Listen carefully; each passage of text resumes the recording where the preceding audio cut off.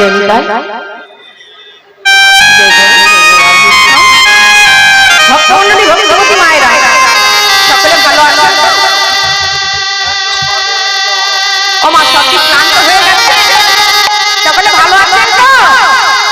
ভালো তো অবশ্যই আছে, কারণ বিশ্বকর সুন্দরী যাহাদের দর্শন করে এই ত্রিভুবনে কাহারও শক্তি নাই তাহাদের অনিষ্ট করে বা বেঁধে রাখতে পারে।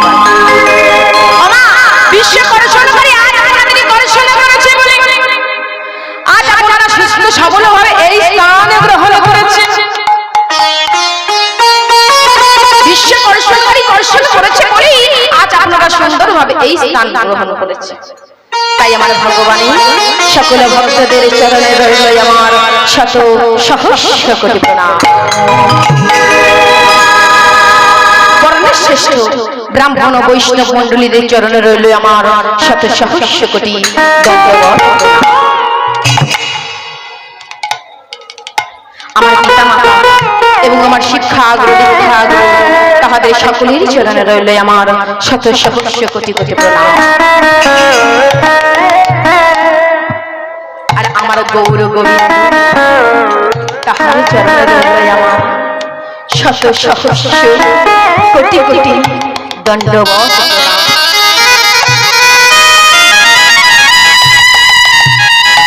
তবে মাগো আমি যদি গৌর কথা হরি কথা কৃষ্ণ কথা বলিব, এই গৌর কথা হরি কথা কৃষ্ণ কথা বলিবার এই অপমান, কারণ আমি একে জ্ঞান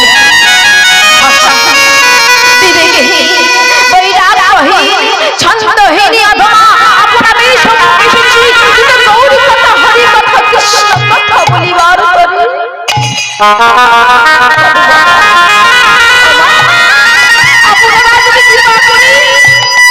আপনাদের রাতুরি চরণে এই অধমা ঠাই দেয়। আমার গৌর গোবিন্দ যদি কৃপা তাহার চরণে এই অধমাকে ঠাই দেয়, এই অধমার বদল দিয়ে যদি দুটো গৌর কথা হরি কথা কৃষ্ণ কথা বলিয়ে দেয়,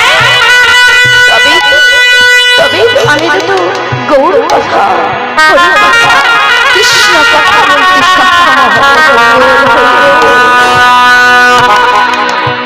ও মা, এই হরি কথা কৃষ্ণ কথা বলতে আমার যদি কোনো ভুল ত্রুটি হয়ে যায়, আপনারা নিজে ঘরের কন্যা মনে করে নিজে ঘরের ভগিনী মনে করে এই অধমাকে ক্ষমা করে দেবে। তাই গৌর প্রেমানন্দে হরি বল হরি বল হরি বল হরি বল। আচ্ছা ভক্তমণ্ডলী ভক্তিমতী মায়েরা, আজ আপনারা এখানে এসেছেন কিসের জন্য? কিসের জন্য এসেছেন মা? হরি কথা কৃষ্ণ কথা শ্রবণ করতে, তাই তো? কিন্তু প্রশ্ন হলো হরি কথা কৃষ্ণ কথা শ্রবণ করে আপনাদের কি হবে? কি দরকার হরি কথা কৃষ্ণ কথা শ্রবণ করবার? কি লাভ? এই সময়টা তো আপনারা আপনাদের ঘরে থাকতে পারতেন, আপনজনের সাথে সময় কাটাতে পারতেন, এখানে আসার কি কোনো দরকার ছিল?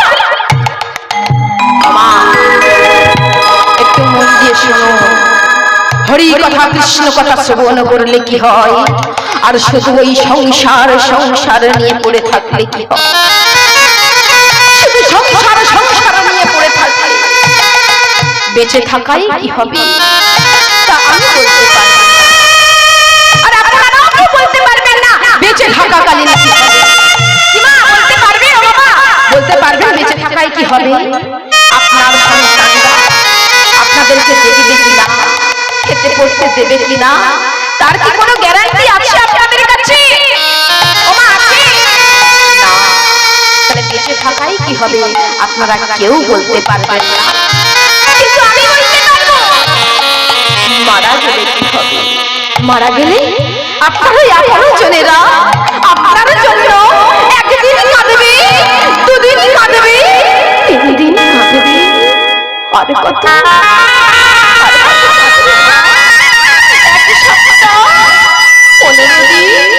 বড় জোর হলে 1 মাস, তারপরে ধীরে ধীরে সবাই আপনাকে ভুলে যাবে।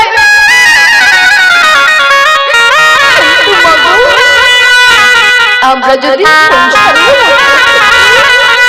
বেশি সময় ঠিক করে যদি